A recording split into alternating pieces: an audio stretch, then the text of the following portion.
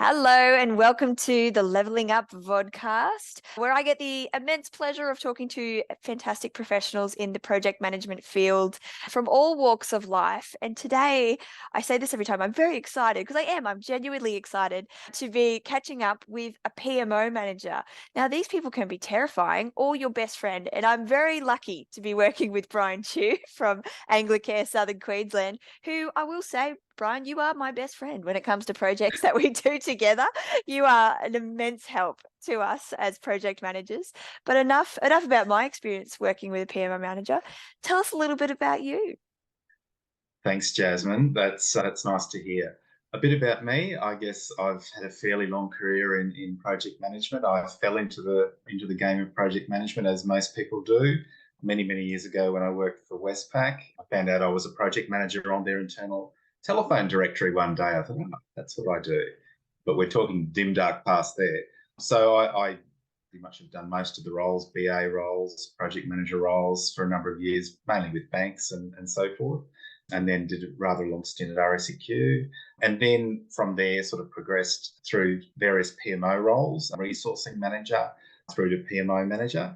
So, yes, I've done the gamut of project and PMO roles. Beautiful. Usually in these conversations, little nuggets of gold come up when I'm interviewing people, but never in the introduction. And I think you've already hit the nail on the head. You fall into project management, and my experience is the exact same. Not Yes. quite the not quite the directory experience that you had at Westpac. I also worked at Westpac. I didn't know we shared that past, but yeah, for years I was doing work, and then someone turned around and went, "Yeah, you've been a project manager for years," and I went, "Well, there you go."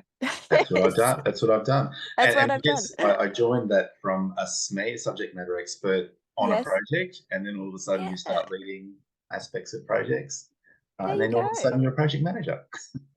Yeah, next minute. But then Mm. you've evolved. You've gone a Yes. step above. You're a PMO manager.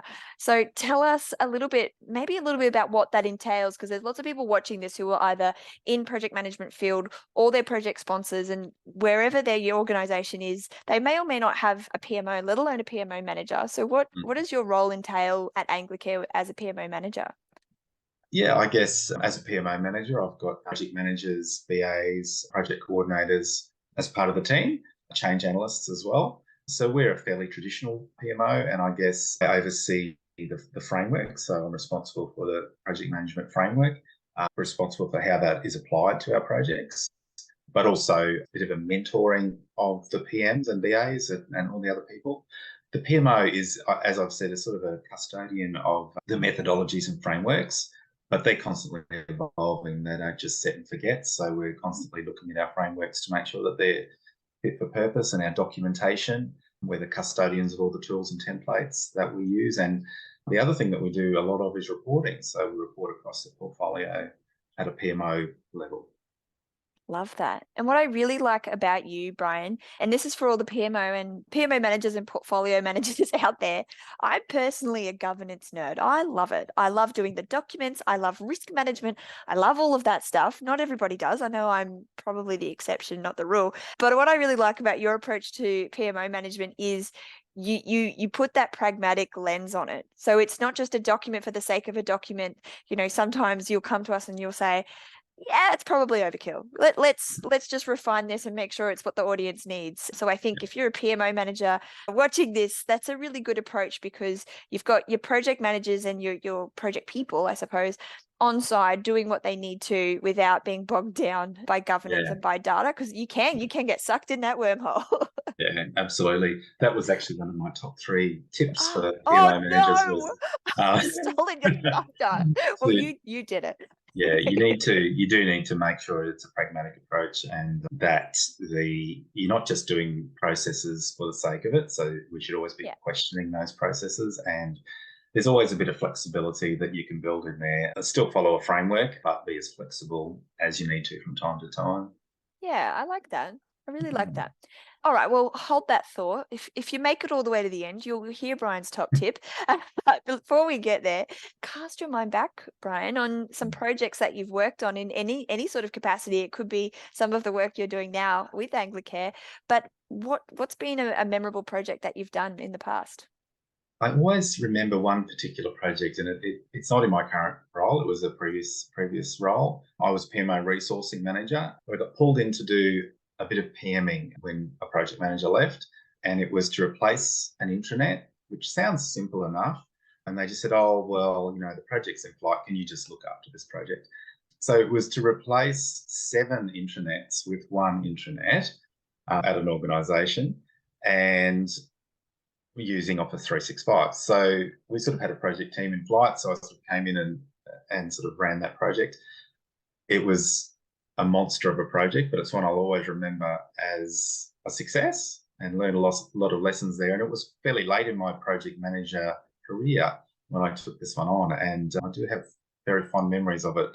I think what stood out with that one is that we had a fantastic project team that was really cohesive. They were all working on the same page, and they were all striving. Like you get that elements of that in project teams, but this one was an outstanding project team. We had great technical lead. We had a great change manager, and we were up against it. So the level of change that was required across the organisation was immense, and the organisation was very siloed. So My they were goodness.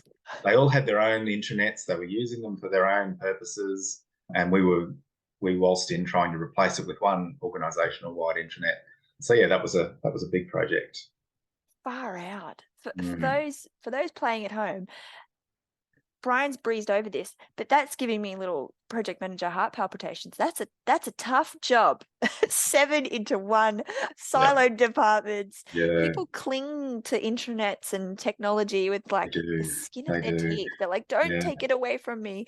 So Yes. the change curve can be quite steep for some people. Probably Absolutely. raises the question, how did your team overcome that kind of natural Mm. resistance that happens in projects like that? Yeah, it was tough. It was a combination of a fantastic change manager who really just pushed through that change and, talked about the positive.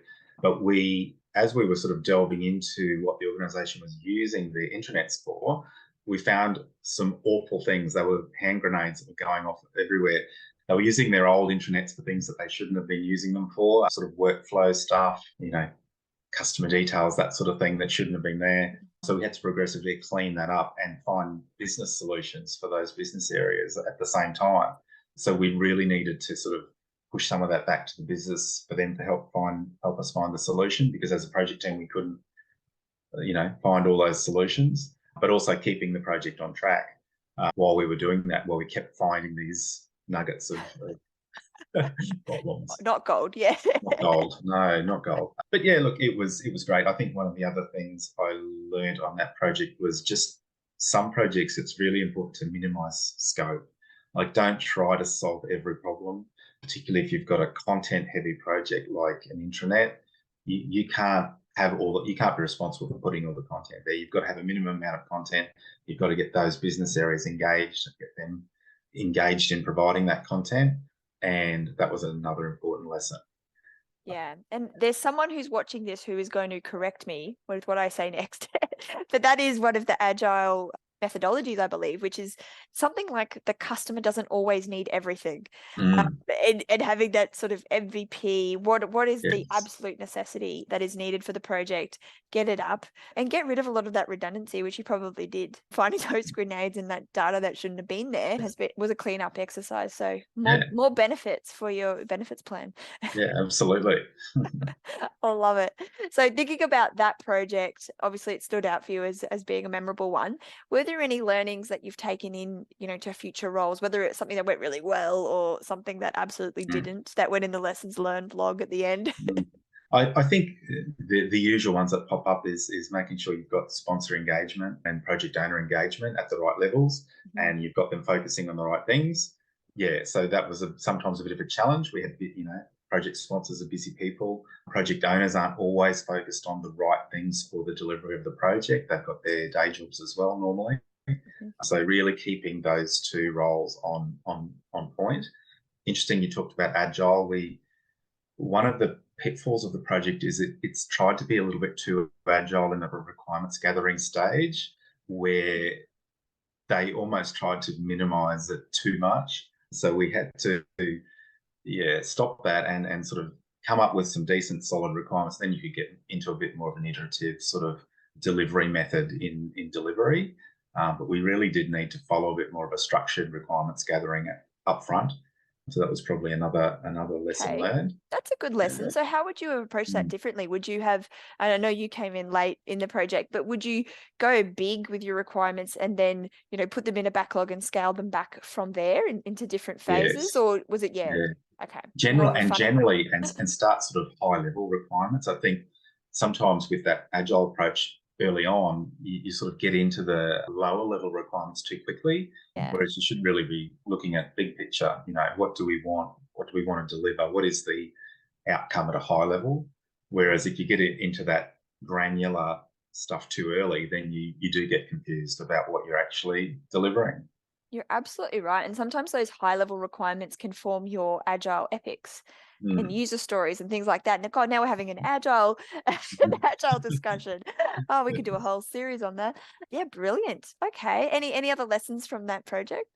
I think you've got to form your team and get your team really on the same page. I like to foster a sort of a friendly team environment where everybody Mm, really is. I know it sounds a bit cliched, but where everybody really is working towards that common goal and willing to sort of step in and help others. yeah. So we also had a really good vendor on that project as well, who was very flexible and sort of leant in where they needed to. So it's sort of the stars aligned a little bit with that one. So, but I think building that project team was critical. Beautiful. I mean, we hear this on the podcast time and time again that can make or break, as well as that sponsorship role that you mentioned. But in Mm. terms of the team, was there anything that you did to make sure that there was still that cohesion and that togetherness, so to speak? Did it come down to comms or, It, oh, it came down casual to I think interaction or? it came down to interaction. So we sort of broke down the barriers where you could have those honest conversations, and we'd have our stand-ups every second day or whatever, and there was just such open communication. Nobody was afraid to say anything. It was sort of like us against the world at certain points. I like um, it. and yeah, just that, and we all understood what value we were all bringing to the table. Different personalities, but just that trust. You've got to build up that level of trust across the project team. I think is pretty Mm. important too. I like that. Another agile principle, which is Mm. transparency. And I will hand on heart say, as much as I love people, I love my team, but delivering feedback, even if it's constructive, I still find really awkward. And so, Yes. you kind of you say it, but you don't really say it, and then you expect a different result and it doesn't happen, and then you get frustrated, and that sort Yeah. of cycle continues. So if you can have an environment where you're very honest and upfront and direct, you're almost doing each other a favor by Yeah. being that direct. And I think Right. that's quite hard for people. So if you're watching this and you have tips other than just say what you mean, Jasmine, I'd love to hear them because I'd like to learn more in that space. Because I think you're right. I think that's one of the make or break elements of having a really cohesive team. So thank Yeah. you. Yeah. And humor always helps. Oh yeah. You've got to have humor when you're in those high pressure situations. Yeah. We had a great change manager and change analyst who used a lot of humor, and that balanced out the more technical people on the project team Yes. in a really good way. Yeah, that's a good tip as well because it can be Mhm. very high pressure, as you say, at times, especially during, getting close to that go live sort of period. It's all Mm. systems go. So you got to, Yeah. keep smiling.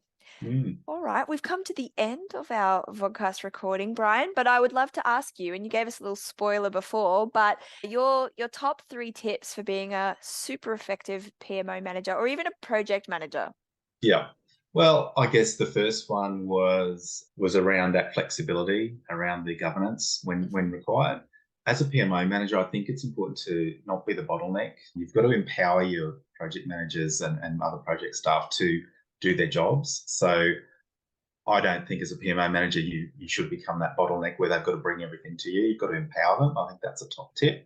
And then I think it's around educating the business and the sponsors and all the other people across the organization about what your framework is, and then just continually refresh that, because if projects aren't their bread and butter, they're going to forget what our what our gates are and what our framework is and what our documents are for. So continually sort of re-educate that where you can.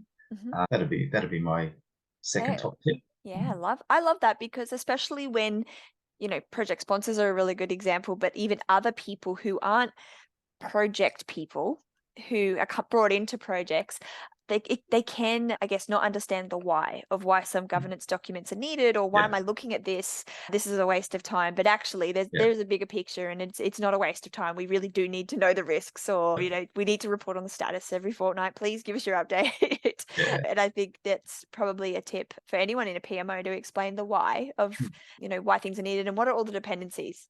yeah. And I know a lot of project managers who don't do their Mm, governance documents, and it actually does have a flow-on effect for not just the project, but for the wider portfolio and for the business yeah. holistically. So it's important. Do what Mm. you're told. And you had your third tip? No, that was it. Oh, That that was was it. You said that the was your third one second was tip. Ah, flexibility. The third one yes. was the flexibility you can. Yeah. Beautiful. No, I like that. To recap on that one, that was where Brian mentioned before about being, having your governance documents, having your structure, having your gates, but being flexible with what's the reality of the project, because there are times of higher pressure, or we all know what our wonderful sponsors are like. They could throw a curveball and suddenly that's the most urgent thing to do. So being flexible, but I love also you particularly, Brian, but I've had other PMO managers who kind of run interference a little bit sometimes too, Mm. and they protect the PM team a Yep. lot to go, I know you've asked for that. I know you want those requirements next week, but we have Yes. not even had this gone through a Yes. project steerco yet. So Yep. cool your jets. And that's a really important role, very helpful to a project manager. So Yep. Absolutely. I love that. That'll be the quote, cool your jets, project sponsors. Okay, well, thank you so much and for joining the podcast, Brian. It has been a pleasure to learn a little bit more about your project experience and your tips for being an effective PMO manager.